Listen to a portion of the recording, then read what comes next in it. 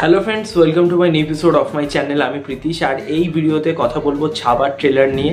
এবং যদি এমন হতো এই সিনেমাটারও ট্রেলার নিয়ে কথা বলবো। দুটো সিনেমার ট্রেলার আমি দেখলাম, কেমন লাগলো দুটো সিনেমার ট্রেলার, তো সেই নিয়ে আলোচনা করব।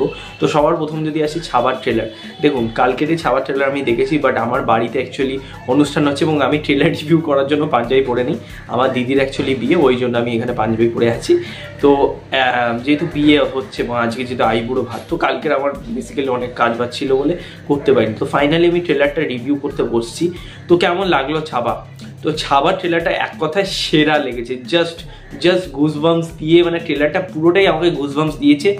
এবং জাস্ট ভিকি কৌশলকে আপনি এখানে দেখুন, তাকে যেভাবে এখানে প্রেজেন্ট করেছে এবং দ্য ওজি, মানে সত্যি বলছি ভিকি কৌশল অস্কার ডিজার্ভ করে। মানে এই ছবিটা যে লেভেলে, যে স্কেলে হতে চলেছে, যে গ্র্যান্ডার এবং গল্পটা, মানে ছত্রপতি সম্ভাজি গল্পটা যেটা জানলাম যে উনি মারা গেছিলেন 31 বছর বয়সে, এবং আমি গুগলে দেখেছি যে ওনার প্রাধান্য খুব বেশি। এবং আমি এটাও জানি যে মহারাষ্ট্রে কিন্তু ওনাকে রাজার মতন সবাই দেখে, ঠিক আছে, ওনাকে ভগবান হিসেবে পূজিত করে।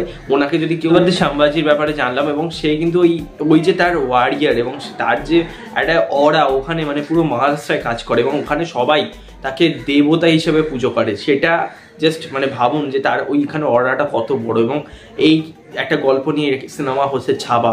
তো আমি বেসিক্যালি ভীষণ এক্সাইটেড দেখার জন্য, স্পেশালি লাস্ট সিনে যেখানে ভিকি কৌশল একটা সিংহর সাথে লড়াই করছে এবং সেই জায়গাটা, এবং ভিকি কৌশল যে কয়েকটা জায়গায় যেভাবে চিল্লিয়েছে, সেই জায়গাগুলো দেখে বেসিক্যালি আমার দারুণ লেগেছে।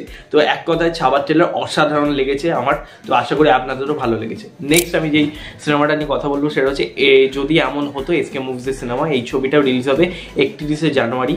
তো আমি এই ছবিটা নিয়ে, দেখুন আমি আশা করেছিলাম যে খুব একটা ভালো হবে না, কারণ মানে একই ধরনের প্যাটার্নের গল্প যেটা আগে আমরা 2011-12-এ দেখতাম। তো সেটাকে আমার মিটটা ভুল হলো না, একদমই ভুল হয়নি। আমি ট্রেলার দেখেও তাই বুঝতে পারলাম যে ছবিটা আলাদা করে আমাদের কিছু মানে এক্স ফ্যাক্টর প্রোভাইড করবে না, কারণ ছবিটা সেই ধরাবাঁধা কিছু গল্পের ওপরই হবে, ঠিক আছে। এবং এসকে মুভিজের বেসিক্যালি কী করছে, ওরা একটা লন্ডনে গিয়ে একটা ফরেন কান্ট্রিতে গিয়ে শুটিং করে এবং তারপরে ওই গানগুলো বসিয়ে দেয়। আর গল্প মানে খুবই মানে একদম মানে ফ্যামিলি ড্রামা বা এই ধরনেরই একটু সিরিয়াল মার্কা গল্প হবে, এবং পাশাপাশি ওই গানগুলো ঢুকিয়ে দেবে যেগুলো লন্ডনে গিয়ে শ্যুট করে। ওই হলো এতে স্ট্র্যাটেজি।